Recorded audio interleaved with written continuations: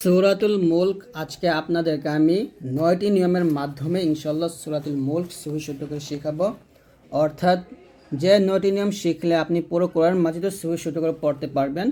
অর্থাৎ আমি ৯টি নিয়মের মাধ্যমে আপনাদেরকে সূরা মুলকও শেখাবো এবং কোরআন মাজিদ আপনি কীভাবে পড়বেন সেই বিষয়টা আমি আপনাদেরকে শিখিয়ে দেবো ইনশাআল্লাহ। তো অবশ্যই আজকের এই ভিডিওটি সম্পূর্ণ দেখবেন, একটুও টানবেন না। দেখুন, ৯টি নিয়ম শিখে কোরআন রিডিং পড়া শিখুন অথবা কোরআন মাজিদ রিডিং পড়া শিখুন।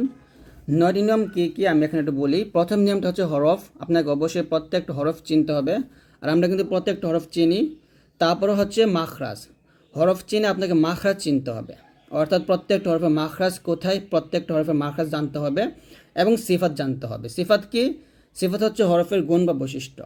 আগে আপনাকে হরফ চিনতে হবে, হরফটা শুদ্ধ করে শিখতে মাখরাজটা শিখতে হবে, মাখরাজটা ভালো করে বুঝতে সিফাত শিখতে হবে। তো এই প্রত্যেকটা বিষয় আমি যখন সূরা শেখাবো তখন আপনাদেরকে প্রত্যেকটা বিষয় আমি বুঝিয়ে দেব ইনশাআল্লাহ।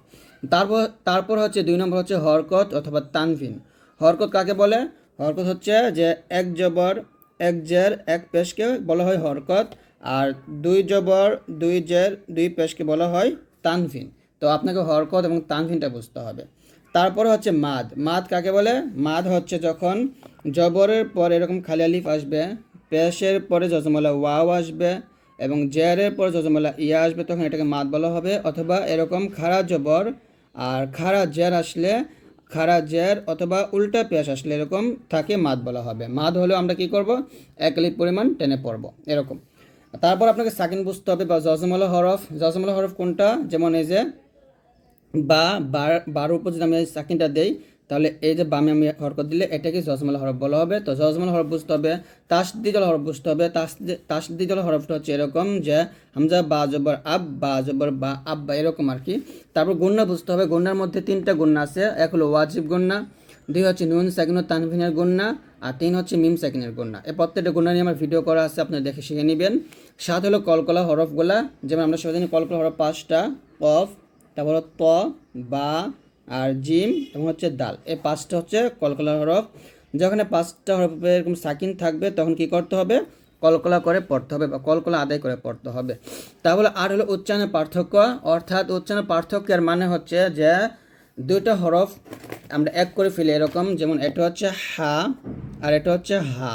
তো এটা হবে হা জবর হা, এটা হবে হা জবর হা। ঠিক একইভাবে এটা হলো হামজা আর এটা হচ্ছে আইন। হামজা জবর আ, আইন জবর আ। তো এরকম উচ্চারণের পার্থক্যগুলো আপনাকে ভালো করে বুঝতে হবে। আর সবার শেষে হচ্ছে থামার নিয়ম, অর্থাৎ আয়াতের শেষে থামার নিয়মটা আপনাকে বুঝতে হবে। তো এই প্রত্যেকটা বিষয়ে আমি ইনশাল্লাহ আপনাদেরকে বুঝিয়ে দেবো। তো অবশ্যই ভিডিওটা সম্পূর্ণ দেখবেন, একটুও টানবেন না। তো এখন আমি আপনাদেরকে সূরাতুল মুলকটা এই ৯টা নিয়মের মাধ্যমে বোঝাবো। আউযু বিল্লাহি মিনাশ শাইতানির রাজিম। সূরাতুল মুলক মাক্কিয়াহ। বিসমিল্লাহির রহমানির রহিম। তা জবর তা, বা খারা জবর বা। এই যে বলছিলাম যে খারা জবর থাকলে কি হবে? এক লিফ টান হবে। তা বা র, এক আপ গেলাম খেতে হবে, এটা তাসদিল হরফ। তা বা র কাল্লাযী, জের পর মানে এই আসছে, এটা মাদ, এক লিফ টান হবে। তাবারাকাল্লাযী, তাবারাকাল্লাযী বিয়াদিহিল মুলকু। এই যে দেখুন, এই যে জাটা, এটা ওয়াকফের চিহ্ন। আমরা ৯ নম্বর নিয়মটা এখানে জানবো। যেখানে আমরা চাইলে ওয়াকফ ধরতে পারি, আর ওয়াকফের অবস্থায় যদি হরফের উপরে জবর জের পেশ অথবা 2 জের 2 পেশ আসে, তাহলে সেই হরফে সাকিন পড়তে হয়। তাহলে এখানে বলতে হবে মুলক। এই মিমকে লামকে ধরবে, কাফকে ধরবে এরকম। তাবারাকাল্লাযী বিয়াদিহিল মুলক, তাবারাকাল্লাযী বিয়াদিহিল মুলক, মুলক মুলক এরকম।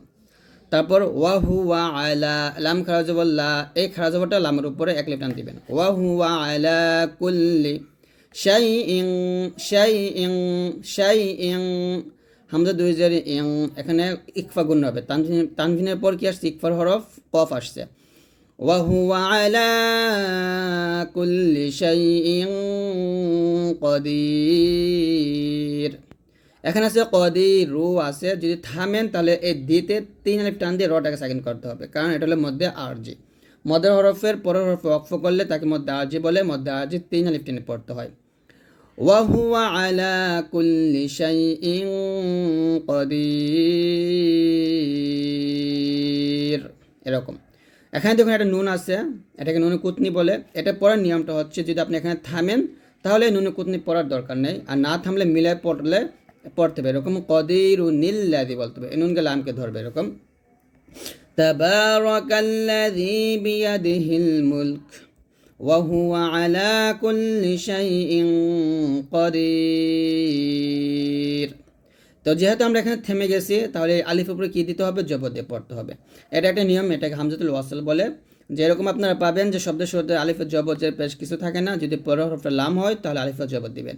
আল্লাযী বলতে হবে, আল্লাযী খলাকাল মাউতা ওয়াল হায়াতা, ওয়াওকে লামকে ধরবে, ওয়াল হায়াতা লিয়াবলুয়াকুম, ইয়া বা জবর ইয়াব, এটা কি?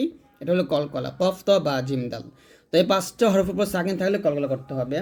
তাহলে বলতে হবে আল্লাযী খালাকাল মাউতা ওয়াল হায়াতা লিয়াবলুয়াকুম আইয়ুকুম, আইয়ু ইয়া পেশ ইউ জিব্বার মধ্যখান তার বরাবর উপর তার সঙ্গে রাখবেন, আইয়ুকুম আহসানু আমালা।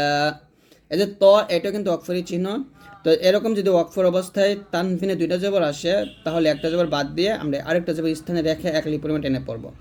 الذي خلق الموت والحياة ليبلوكم أيكم أحسن عملا। لا تملك لبتان دي بابر. الذي خلق الموت والحياة ليبلوكم أيكم أيكم أحسن عملا أحسن عملا। لا تملك لبتان دي بابر. وهو العزيز الغفور। দেখুন এখানে যদি আপনার দুটো মিল করে পড়তেন তাহলে কিন্তু কি হতো, এই লাম গিয়ে ওয়াওকে ধরতো, কারণ তানভিনের পর এখানে কি আসছে? তানভিনের পর ওয়াও আসছে। তো ওয়াও আসার কারণে আমরা, তাহলে এটা আমরা একসাথে এরকম পড়বো, الذي خلق الموت والحياة ليبلوكم أيكم أحسن عملا وهو العزيز الغفور। এরকম ভাবে পড়ব। তো এরকম ভাবে যদি আপনারা মিল করে পড়েন তাহলে লামকে ওয়াওকে ধরবে এবং গুণ্য হবে, আহসানু আমালাউ আহসানু আমালাউ ওয়া হুয়াল আজিজুল গফুর। এরকম। তারপরে আল্লাযী খালাকাস সাবআ, সিন বা জবর সাবআ কলকলা, আইন জবর আ, সাবআ সামাওয়াতিন তিবাকা, তি বা জের তি মোটা হবে, তিবাকা। এই যে ওয়াকফ অবস্থায় তানভীর দুটো জবর আসছে, আমরা এখানে ওয়াকফ ধরতে পারি, ত থাকলে এরকম ত, এই যে এরকম ঝা থাকলে আমরা ওয়াকফ ধরতেই পারি, ধরলে হবে আল্লাযী খালাকাস সাবআ, সিন বা জবর সাবআ কলকলা, সাবআ, আল্লাযী, এই যে আলিফে জবর দিয়ে পড়ব, আল্লাযী খালাকাস সাবআ সামাওয়াতিন তিবাকা মা তারা ফি খালকির রহমানি মিন তাফাউত। এখানে এই যে তো আসছে ওয়াকফ দিলে তাটা সাকিন হয়ে যাবে এবং হামস হবে। অবশ্যই এখানে হামসটা বুঝতে হবে, হামস হচ্ছে বাতাস বের করে, উত এরকম। মা তারা ফি খালকির রহমানি মিন, নুন সাকিনের পর তা আসছে, এটা ইকফা গুন্না, মিন তাফাউত, মা তারা ফি খালকির রহমানি মিন তাফাউত। তারপর ফাগের ওয়াকে ধরবে, ফারজি'ল বাসর হাল তারা মিন ফুতুর। এখানে ত ওয়াও পেশ, এখানে আমরা তিন আলিফ টান দিয়ে রটাকে সাকিন করব এবং রটা মোটা করব। এ ফাগের ওয়াকে ধরবে, ফারজি'ল, এখানে দেখুন লাম আলিফ আসছে, তো আসতাম দেখুন ওয়াকফ ধরছি তাফাউত, কিন্তু এরকম লাম আলিফ থাকলে সেখানে ওয়াকফ না ধরে মিল করে পড়বেন, ফারজি'ল বাসর হাল তারা মিন ফুতুর, এরকম। তারপরে সা গে মিমকে ধরবে আর মিমের উপর তাসি তাহলে গুণনা করবেন। দেখুন হরকতের পর যখনই মিমের উপরে তাসদিদ থাকবে তখনই মিমটা গুণনা করতে হবে, সুম্মা রজি'ল বাসরা, সুম গুণনা হবে, সুম্মা রজি'ল বাসরা কাররাতাইনি, ইয়াং গুণনা হবে, ইয়ানকালিব ইলাইকাল বাসরু খাসিআও ওয়া হুয়া হাসির। আবার সুম্মা রজিউল বাসর বা সানা বাসর বলবেন সুম্মা রজিউল বাসর কাররাতাইনি ইয়াং গুণ হবে ইয়ানকালিব ইলাইকাল বাসর খাসিআন ওয়া হুয়া হাসির এরকম। তারপরে ওয়ালাকাদ কফ দাল জবর কদ কলকলা ওয়ালাকাদ যায়্যান গুণ হবে ওয়ালাকাদ যায়্যান্নাস সামাআদ দুনিয়া। এখানে দেখুন মাতে আমরা 4 আলিফ টান দিব। যখন আপনারা মদের হরফ উপর মোটা চিহ্ন বা মেজা হামজাটা পাবেন সেখানে সেই মাদে 4 আলিফ টান দিবেন। ওয়ালাকাদ কলকলা ওয়ালাকাদ যায়্যান গুণ হবে ইকফা গুণ না সরি ওয়াজিব গুণ না ওয়ালাকাদ যায়্যান্নাস সামাআদ দুনিয়া। এখানে দুনিয়া বলবেন না দুনিয়া এরকম ওয়ালাকাদ যায়্যান্নাস সামাআদ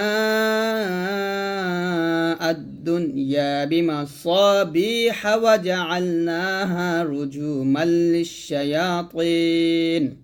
দেখুন এখানে কোনো ওয়াকফের চিহ্ন নাই, তারপর আমি এখন ওয়াকফ ধরছি কেন? কারণ এটা একটা বড় আয়াত, আর বড় আয়াত পড়ার মতো শ্বাস আমার নাই, তাই আমি এখন ওয়াকফ ধরছি। তো ওয়াকফ ধরার কারণে আমি কি করছি, নুনটাকে সাকিন করছি, লিশ-শায়াতিন এরকম পড়ছি। তা এখন ওয়াকফ ধরার কারণে আমরা কি করবো, আবার ওয়া আ'তাদনা এখান থেকে পড়বো না, আমরা একটু আগে থেকে পড়বো। যেহেতু এখন ওয়াকফ চিহ্ন ছিল না, তাই আমাদেরকে একটু আগে থেকে মিলাই পড়তে হবে। এখান থেকে মিলাই পড়তে পারি وجعلناها رجوما للشياطين وأعتدنا لهم عذاب السعير এরকম একসাথে বলি ولقد زينا السماء الدنيا بمصابيح وجعلناها رجوما للشياطين وأعتدنا لهم عذاب السعير। তো আপনারা চাইলে এরকমভাবে একসাথে পড়তে পারেন, আর দম না থাকলে ভেঙে ভেঙে পড়বেন। তারপরে ওয়ালিল্লাযীনা কাফারু বিরাব্বিহিম আযাবু জাহান্নাম